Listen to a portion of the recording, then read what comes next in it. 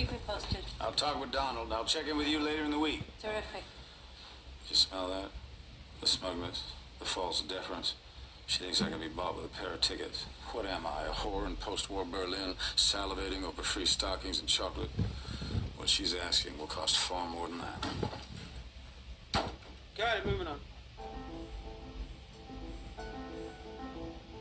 The direct address was one of the key elements that drew all of us to the project. It feels as though you have complete access to this person's mind in the moment, and that's what we were after.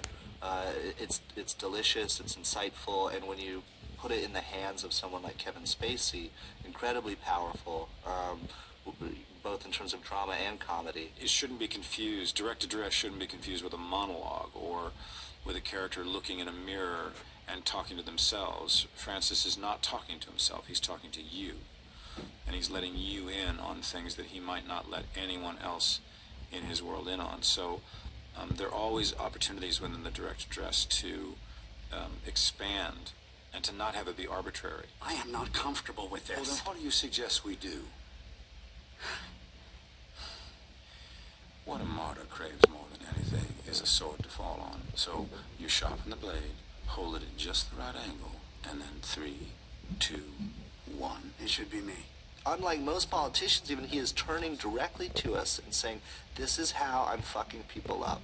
This is what I'm doing. I feel zero remorse about it. They had it coming.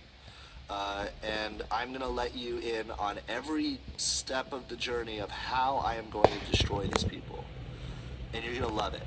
The audience essentially is sort of implicated in his actions throughout the series, sort of by association, because he's sort of informing us of his plans as he's going along. They're sort of in on it, and I think that's an interesting play, because we sort of can't pull ourselves away as audience members from watching, and yet does that mean that we're guilty in some respect? You then start feeling for him. It brings you into his world more than I think that if it wasn't there, we would be more critical of him.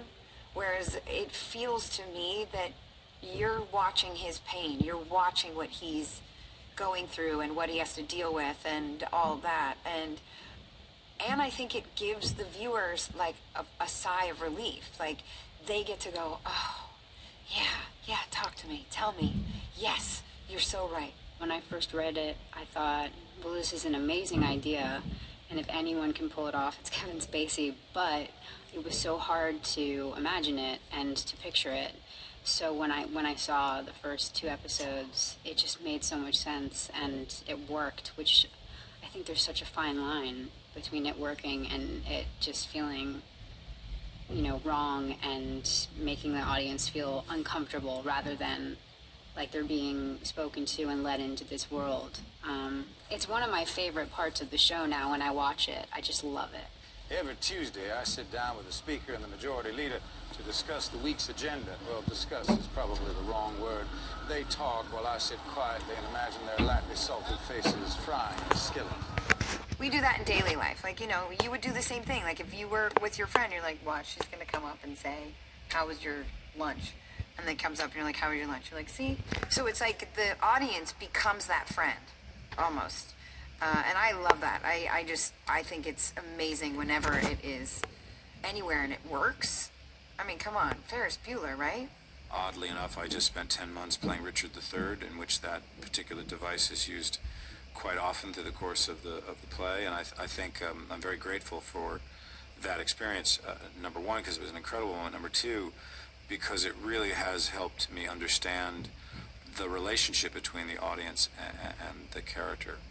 I'm not sure that if I hadn't had those 10 months in all the 12 cities around the world that we went to, and was able to really look into people's eyes and directly have that kind of contact that you don't normally get when you're doing a play, I'm not sure I would have known quite tonally how to do some of the direct addresses. And it's just been, for me, an incredible memory, because I'm looking down the barrel of a lens, but I'm lucky that I have the memory of looking directly at audiences all over the world and seeing in their faces how they absolutely love it. I mean, this kind of naughty cherish. They cherish that they're in on the know. They know something that no one else on stage knows. There aren't a great many dramatic shows that allow that breaking of the fourth wall, and I think it's quite interesting as a device.